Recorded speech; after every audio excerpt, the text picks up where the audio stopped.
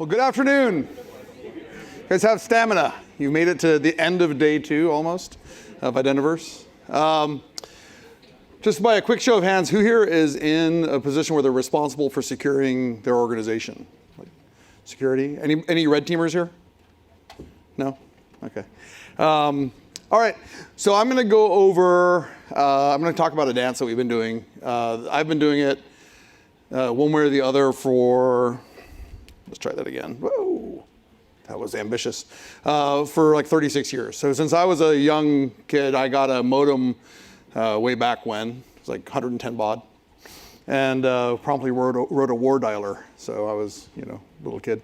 And in 1982, my father was stationed at the Air Force Academy, and I was writing war dialers up there in Colorado Springs. And I managed to get the number for NORAD and dialed in and broke the first password and started working on the second, where they had 2 in a row. That was their big defense in depth thing. And so I started working the second one. I got a call from the security police, and they said, "Hey, kid, knock it off." And I did, because it was scary. But when you get back into that, you're looking at the first distributed systems and almost immediately the first distributed systems attacks, right? And at around the same time frame, the 414 broke into a bunch of security systems, mostly because default passwords had been left in place. So bad password policy and passwords themselves were the issue, right? Surprising no one in this room. But what's interesting is we can go forward 36 years. I am no longer the young buck I was then. I'm on the other side of the coin, right? But we see that things actually haven't changed that much. Right, the way that systems are exploited, by and large, are still password-driven attacks. And the big 3 for us are breach replay, which is driven from password reuse, password spray, which is driven from people picking really simple passwords, like QWERTY, and phishing, which is driven from people being asked nicely, and people will respond when asked nicely. And the posters in the elevators aren't helping that much. So we still see a lot of traffic related to password attacks, right? And so big punchline, most of the compromise in our identity systems today is still driven from password vulnerabilities. Now, we could, feel terrible about this. But, we've done a ton of really cool work. And as an industry, right, we've come up with things like lockout, smart lockout, password complexity, which was a bad idea ultimately. But then like banned password dictionaries, we have things like velocity detection and anomaly detection, and things get better and better in terms of our ability to defend against these attacks, right? So if you look at our success, which is on the kind of the bottom of the screen, you can sort of start to think, well, I should feel good about this. Like I've gotten way better at slowing down compromise rates, and we've gotten way better at, stopping the overall penetration, right? So even though the system has grown by a substantial amount, we have less compromise in an absolute number than we used to. So that seems good, right? Except that we're not the only ones adapting, right? So the attackers are adapting too. And this is, kind of where we see sort of the trend lines going. So the velocity is much higher. We have more attacks per time than we used to by a substantial amount. So in 2017, for the first time, we published numbers. This is just on AAD, and we were seeing about 10 million attacker-driven events per day, and we're up to about 300 million per day now, right? So in 2 short years, we grew 3,000%. In terms of attack velocity. Phishing specifically is up by about 250%. And we're still seeing massive breach lists being disclosed. So collection 1, which was the thing that hit the news, was one of 6 collections totaling over 2 billion accounts that were leaked. So the attackers are moving too. And the thing I want to really draw your attention to is the bottom of this screen. And what that is that's our view of a password spray attack, okay? So a password spray attack, for those of you not super familiar with it, is just basically take a really common password, like QWERTY123, and then I run it across a whole set of account names that I have in the hopes that somebody lazy has used that password, right? And when we look at it in our ecosystem, we can see these attackers moving through. And this is an interesting one because it shows an attacker adapting in real time over the course of a couple weeks, right? So, and by the way, this was 5/2019, so just a few weeks ago, so this is very recent. And what happens is the attacker comes in with a couple of passwords against a long list of accounts and surges, right? They try a bunch of them fast to try to see what they can get.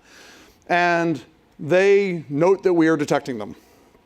So they step their attack down. At that adaptation 1 point, you can see that the little mountains get much shorter and much more evenly distributed. Right? So that's an attacker who's kind of figuring out trying to get underneath our radar. And then the third step is really good. The second adaptation, it's perfectly level. They get a nice hash distribution there. They're working across 20 different passwords, and they're almost down to the level of noise at that point. Right? Now, what's good about this is that every time they did this, it cost them more. They had to slow down more. They had to distribute out across more IPs. They weren't able to attack accounts at the same velocity that they were on the left side of the chart, right? But the overall attack did not stop. And you can see this attacker adapting, like I say, in real time. So to me, this is a really great example of the sophisticated attackers, will continue to adjust their tactics. And so, all right, we're adapting, the attackers are adapting. And we're on this sort of long convergence line where in some theoretical world, we might get that compromise rate down and down another order of magnitude. But the problem we see is that every time we have one of these compromises, the consequences can be really severe. All right, so I want to talk a little bit about the tools of the trade. Who here is familiar with a ROC curve, honestly? Well, 1, 2, 3, okay, Maria's in the room, okay. So Maria is the lead data scientist on the ISP team. So she can call me out for any inaccuracies. So the ROC curve is basically just a simple plot of the true positive rate and the false positive rate through an algorithm as you adjust some value called a threshold value. So for example, if this was a distance algorithm, I might say if I want to really make sure I have no false positives, right, then I'll allow infinite distance. I don't care how far away you are from the previous login, I'll still let you in because I don't have any chance that I'll challenge a good user incorrectly, right?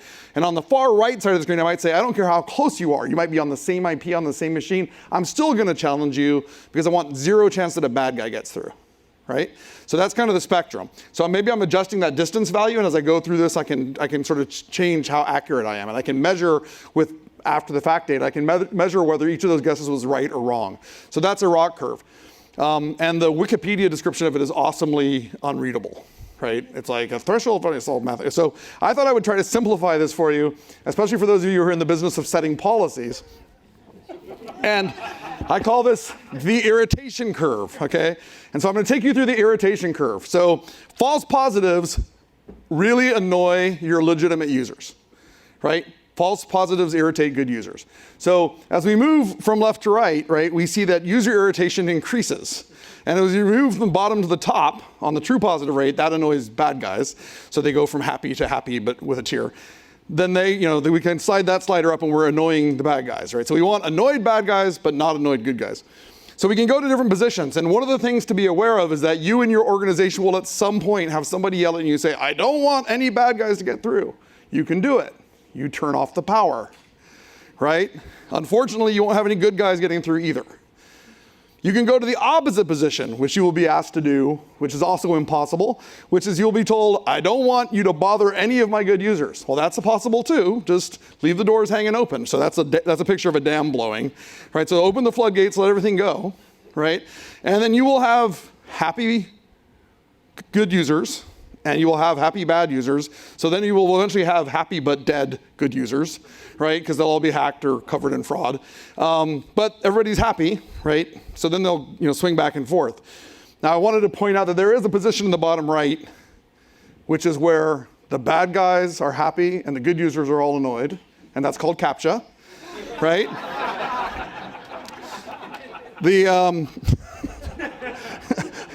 And then to the point of it, the top left is the Holy Grail. And that's the thing you're trying to reach for. And the reason that I'm pointing this out is that even as we have to set these threshold values inside of our organization, you have to set them inside of your organization, right? You have to figure out the right place for that. And the thing to understand is the ROC curve is a curve, right? If you could get all the way to perfection, then this would be an easy discussion. But you're going to have this debate. So figuring out how to apply the tools and telemetry that you have to bring yourself as close into that corner as you can is an important game you have to play. All right, and the stakes are high. And it's important to note that the stakes just keep getting higher for us as an industry and for you as individuals. And one thing that I think is important to note is that the news creates inspiration, right? So as we see the more sophisticated attacks and more creative attacks happening, you'll see more inspiration to say, well, what else can I do in this space? So with all that cheerfulness, hey, here's the guidance part, right? Go do this. Now, I have actually been presenting this slide, maybe not this exact format, but I presented this exact slide last year at the keynote. And so you'd say, okay, we have the guidance, and we've been telling you, this is all the stuff. And everybody knows MFA is important, right? Who's using MFA? Okay, who has MFA turned on for their whole organization? Ooh, yes, very good. Okay, I will not ask people to raise their hands for who's not using MFA. So that's this, I'm just going to stay focused on that one for time reasons. MFA, use MFA, right? Okay. So here are numbers from, I don't know, this week, in terms of the calls that we issue. So when we issue a token, right, how many of those tokens are carrying MFA? And the old numbers, when we first started doing this, Nitika and I presented in Orlando a deck, and we went and did this calculation. It was 0.7%. We're like, it just cannot be that bad. So we measured it again last year, and it was 1.8%. And we're like, it just can't be that bad. And this is after a year of just beating the drum. Like Satya's on stage saying, everybody should turn on MFA. All right, so it just can't be this bad. So we're missing something. So now let me ask a specific question. Who's doing MFA via their federation service, like through Identiverse or through some other on-prem mechanism? Okay, just a handful. So it should be about 30%. That's what our numbers would say. So then we went back and we did another analysis. So this is just how many tokens are we issuing to have the claim, right? And that should tell us essentially where the federation comes into the play. Now you might also have things where you're coming in on a VPN, that's doing MFA, but then we never see the claim, right? So that's also possible. But the net of this whole conversation is that sophisticated organizations at 10,000 to 100,000 are typically MFAing about 10% of their users. Okay, so file that away, 10% MFA penetration rate. Okay, so we want to fix MFA. Okay, why is this so hard? Oh, by the way, the net result of this enterprise policy problem, we MFA everybody in our consumer space, right? We get everybody registered, and if we see risk, we MFA them. So why is this so hard? It's not that like people aren't trying. It's that there are things like getting yelled at by your boss, right? Or getting yelled at by people who are saying, you're disrupting my business functions, which we deal with at organizations of every size and scale.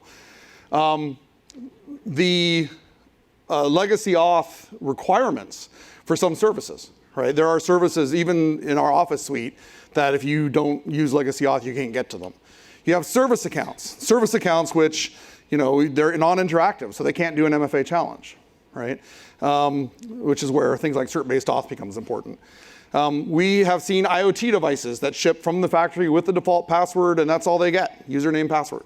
So if you're buying a PBX device or a conference room projector that's smart or that knows how to do calendars, those things typically have accounts to reach into calendar data, right? So these are all things that are hard to do, and then that gets you into sort of a stasis, right? So, keep working on it. We're going to continue to work on it with you and try to make this easier. But I will tell you, and I'll tell you several times in this talk, there's no more important thing you can do than get MFA across your organization today, right? We're moving to passwordless, but that's going to take some time to roll. In the meantime, MFA is your tool. And then, as we look across this tail, so I personally have been doing password hacking on one side or the other of the coin for 36 years. And I expect that I will go to my grave with password hacking being a real, prevalent threat, just like we're still using COBOL somewhere in your organization, right? So what we're trying to do now is to say, all right, what happens on the end of that tail, right? Once we get MFA everywhere, once we get through that tail, what's next? And the problem is that no matter how much you adopt MFA, no matter how far down that path we go, the small, tiny fractions of compromise of accounts will be enough to cause huge damage in an organization. So what we want to look at is, where do we go next? And my boss, Alex Simons, is going to give a keynote tomorrow with Libby doing the demos for our passwordless efforts, which we've been driving for a long time. And they're, it's getting very, very close. I won't blow any secrets, but Libby's right there. And so passwordless is important in part, not because it's just getting rid of the password, but because we're going to cryptographically strong credentials, right? Things that were designed to be credentials, things that are designed to be phish-proof, things that are designed to be non-interceptable. And so that changes the game quite substantially in terms of credential phishing. So, and yay, WebAuthn. So here's the thing, right? That chevron sort of represents this mythical state that we as an industry get to when there are no more passwords, right? And really seriously want to get there faster. But we've been fighting this battle for a long time. What are the adaptations that the bad guys do in either a targeted org that is ahead of the curve or in a in a future world where everybody is off of passwords, right? And so here are the trends that we're kind of seeing and some of the predictions that we have. And so the first one I want to get into is around malware resurgent. So malware is an interesting game, right? There's two things that are a little disturbing. One is that most malware now is shipped undetectable. So there are services on the black market you can send your malware to that will iterate through all of the current detection technology and return it to you undetectable, right? So that you can deploy it. So there's always some window of time in which malware is non-detected and can do some harm. The reason malware is interesting is that in a world where I can't trick the user, phish the user, intercept the credential, all the old techniques, right? Getting onto the box and into the process turns out to be a useful way to get access to data, right? So malware becomes very interesting in this world. So right now we're seeing malware on the decline. We think that'll reverse trend as we get into stronger and stronger creds. And then the way that malware gets into the flow gets a lot more interesting, right? So we're starting to see things like supply chain malware. Now, if you're looking for a device that's been jailbroken, right, or checking for somebody reading the device, it doesn't matter if it's the device firmware that's carrying the malware. Malware has gotten relatively prevalent in entertaining ways. So ATM malware is at the point now where people are actually playing games with it. Hackers are doing like slot machine, like guess which one is going to dispense the money. So you have to be, kind of having fun with that. If it gets too easy, you have to make it harder, right? And the exploit kits are getting better and better. So for malware is really interesting from the perspective of, at the end of the day, if I get control of the device, I have a problem, right? Second one that I want to talk about is token theft. So let's say that I cannot trick you in any way into logging in on my behalf. I don't give up the credentials, right? So now the attacker correctly is riding along with you. And again, this is going to be malware dependent. It's kind of the step that was required here because we have to get into process flow. But when we look at the way that access tokens and refresh tokens work, right? I sign into a service, I get back an access token and a refresh token. And what I do is I exchange the access token for data effectively. The access token gives me permission to talk to the service. I present my access token, the service validates the access token, and Pam will correct all the inconsistencies later. This is the protocol person. But I get my mail, I get the content, right? I get to see payload. So if I'm a bad guy and I take that access token off the machine, right? Then I can take that same token and play it to the service, and the service has no way to know that it wasn't me. So the analogy I use here is if I was going to like a Nationals game, and I went down and I got to the front door, and they say, okay, look, you don't have a ticket, go get a ticket. So I go to the ticket office. I buy my ticket, and as I'm walking back to the front door, I get mugged. Somebody else takes the ticket and goes and walks in on my behalf. Right, so that's token theft, essentially. So the key to this is that we need something that allows us at the door to know that the person carrying the ticket is the same person who paid for the ticket. Right? So if I could like print my photograph on the ticket so that when the doorman saw me again, then I would say, all right, this is sort of a robbery-proof scenario. So that is token binding. Right? So we're working on that as an industry. We think it's really important for us to get to a place where we can prevent this scenario from happening. But as we go to strong credentials and hardening that prevents password theft and credential theft, again, we force the attackers. They're not going to go to sleep, right? We force them to adapt. And this is the second adaptation we think is going to be a thing. It's starting to show up a little bit more, mostly because of throttling, right? People today don't want to download all the data from your SharePoint site off the laptop of the victim because then they have to move it again, right? So if they can get onto a VM or something, then they can go faster. And then the last one that I want to talk about is around the escalation of rogue apps, right? So here we have essentially consent phishing. And even in a world where all my credentials are perfect and detection is perfect, if the user says, yes, you may access all my content, right, in an authenticated flow, then we're giving another service the right to read your content or to write your content. And I would say that the examples here are all around mail.read, mail.write, file.read. Those are bad. But if you're the admin of an organization that has access to things like settings that are also exposed through consent, right? So service.read or service.write, you can get into some very interesting and bad situations, right? My recommendation is that you think very hard about turning off the default consent position for your deployments, right? So you should not be allowing, probably should not be allowing users to consent to arbitrary apps asking for your organizational data, right? So if somebody says, for example, I'd like to have contacts.read as a consent, then I've just downloaded your address book, and the very next step is a phishing attack, right? So be thoughtful about consent. This example here is one that's kind of fun. If you say, hey, I have a new client for you, it's a really cool way to manage your Outlook stuff. Just give me consent to do, mail.read, mail.write, contacts.read. That's all very reasonable stuff, right? And then the next thing you know is you have a fully encrypted mail service and you have to pay the Bitcoin. So this is kind of a crypto wall meets OAuth consent. This is a thing that Kevin Mitnick did as a proof of concept. So this is another vector that I think is interesting. All right, so this is the part where I give you the next round of feedback about how you're going to fix all of this, right? And here's my feedback. You don't have to run faster than the bear. You just have to turn on MFA, right? Most of the other people in the world are not, right? We're at 10% penetration. So if you can get some defenses in place, it will help you a lot. You don't have to run faster than the bear. You have to turn off OAuth consent for arbitrary apps, right? Like each of these things has a reasonable mitigation that makes you less of a target.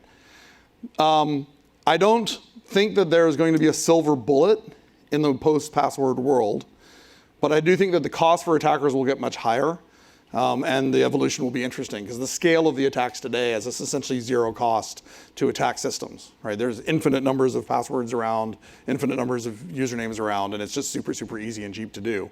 So we'll raise the cost here. And this is, your number one guidance here is please turn on MFA. We have done, actually, Nitika wrote a document called Security Steps. And Security Steps captures kind of our top, if you're an Azure AD user, our top guidance for how to protect your identity estate. The thing about it is it is all good guidance regardless of what infrastructure you're using, right? So if you're an identity person, which you are if you're here, then I would suggest you take a look through this document and please take the guidance. The first step will be turn on MFA. All right, I have just two more things, and I have 2 minutes for questions, so I won't eat too much time. There are other talks. The first one is my manager's talk tomorrow morning in the keynote. I strongly suggest you see it. Libby will do a tour de force demo. It's going to be awesome. And then there's some other talks here. And then even more important, I'll let you take your picture. All right, because I want you to go to the talks. If you take the picture, you'll go to the talks. You should come and see ZZ Off and the Love Tokens at the party tomorrow night, the founders party, and several of us will try to entertain you at that point. And then from here, I will take questions for a couple minutes. You got a mic runner? I do not. Everyone's stunned into silence?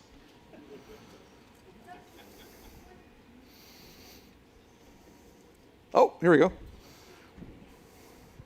Hi, can I ask where we are with token binding and the Google issue with them not... You want to take that, Pam? In Chrome? Yeah, I can take that. So yes, token binding, we have had a setback. Google has at this point said they won't include it in Chrome. What's happening right now is that we are going back and starting to do research on where token binding can be used outside of the browser context so that we can have some longevity. So if you think about how you can bind tokens in native contexts, how you can do, for example, point-to-point encrypted types of redemption rather than web redemption, those are the sorts of things we're looking at right now. So token binding is not dead. It's resting. Anyone else? Hi, John Skinner with Shape Security. I agree with your recommendation that MFA is a great way to deter the high-volume automated credential stuffing attacks. What role would bot mitigation also play as a deterrent? I'm sorry, what role does bot mitigation? What role would bot mitigation also play as a deterrent in addition to MFA? So I want to make sure I'm clear on it. You're talking about like deterring against botnet usage against you? Yeah, credential stuffing attacks. Okay, so we do a lot of that in the background. There's not, in our system, in Azure AD, there's not a lot we need you to do in that case. So we're actually looking at the bots running across the whole scaled out environment. And without asking you, we have taken the liberty of saying we will not issue tokens to bot-controlled environments. And so we have a variety of algorithms that do that. The class of thing we call IP blocking, but it's got to do with velocity on accounts, failure rates. There's a bunch of things we can do to detect that. And we detect it with a pretty high degree of accuracy. The one place we'll let things through is if somebody's on a VPN that you have a user that already uses that, we'll let those things through if everything looks familiar. So we don't actually disrupt good usage, but we do block the bad usage on that. And that's where when we talk about 300 million attacks a day that we're blocking, the vast majority of that is in stuffing. So that same algorithm helps us against password spray, by the way. That's what forces password spray to slow down, so they can't go too fast. Any other questions? All right, so I'm actually giving them, oh wait, yes? Is there a solution yet for MFA in China, for example, where authenticator apps don't work as expected? First of all, that's a little bit platform dependent, so it depends on whose store. But the MFA solution can be via any number of different factors. So the authenticator app's not the only way to do it. And even the authenticator app, we do oath standard support, and the oath standard will work without telephony.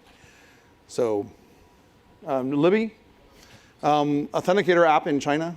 We publish it in 2 app stores, Lenovo and Huawei. Okay, so it's published in 2 app stores, Lenovo and Huawei, where it's not dependent on Google's App Store.